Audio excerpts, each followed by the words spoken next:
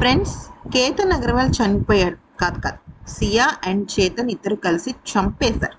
ఈ విషయం మనందరికీ తెలిసిన విషయం. కాకపోతే సియాకి సంబంధించిన లాయర్ మాత్రం ప్రత్యక్ష సాక్షులెవరు, సీసీటీవీ ఫుటేజ్ ఏది, చంపినట్టు గ్యారంటీ ఏంటి అంటూ రకరకాల మాటలు మాట్లాడాడు. అయితే పోలీసుల ముందు వాళ్ళు ఒప్పుకున్నా కూడా అది చెల్లదు అంటూ పోలీసులకి ధమ్కి ఇచ్చాడు.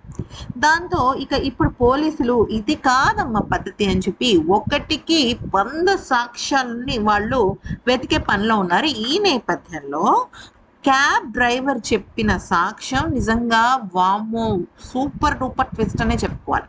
యాక్చువల్లీ ఏంటంటే ఆన్లైన్ క్యాబ్స్ అంటే మనకి ఇప్పుడు మామూలుగా ఊబర్, ఓలా ఇలాంటి క్యాబ్స్ కాకుండా ఒక ప్రైవేట్ క్యాబ్ డ్రైవర్ని మాట్లాడుకున్నారు చేతన్ అండ్ సియా. ఏ రోజు అంటే జూన్ 18వ తేదీన హత్య జరిగే రోజు. ఓకే, వాళ్ళిద్దరు ఏంటంటే ఇద్దరు కలిసి లోహాగఢ్ కోటకు వెళ్ళడానికి క్యాబ్ బుక్ చేసుకున్నారు.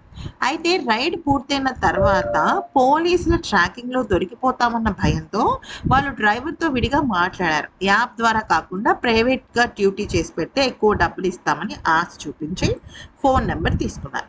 క్యాబ్ డ్రైవర్ గమనించిన అనుమానాస్పదమైన ప్రవర్తన ఏంటి అనేది కనుక చూస్తే, ప్రయాణ సమయంలో ఈ చేతన్ అండ్ సియా ఇద్దరు కూడా చాలా రహస్యంగా మాట్లాడుకున్నారు.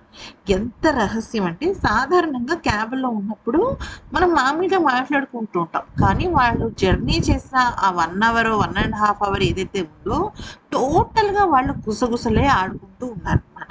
అంటే అది కనీసం వినపడడానికి కూడా కష్టంగా ఉంది. కాకపోతే 2 మాటలు వినపడ్డాయి.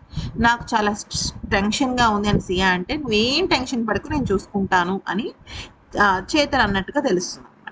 అయితే ఆ తర్వాత వాళ్ళు అక్కడికి వెళ్ళిన తర్వాత కేతన్ అగర్వాల్ అక్కడికి వచ్చే వరకు డ్రైవర్ను కార్తో సహా వేచి ఉండమని చెప్పాడు. అంటే వీళ్ళిద్దరూ కారు దిగిపోయారు, కానీ వెయిట్ చేయమని చెప్పారు. తర్వాత ఏమైందంటే అంటే అప్పటికి హత్య చేసేసారు వీళ్ళిద్దరూ.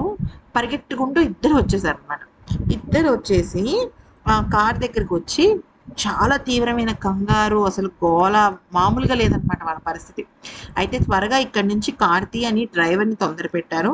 పోలీస్ చెక్ పోస్టుల దగ్గర దొరకకుండా ఉండటానికి హైవే కాకుండా వేరే లోపల దారులు గుండా పూణే సిటీకి తీసుకెళ్ళమని డ్రైవర్ని ఒత్తిడి చేశారు. ఇది పరిస్థితి.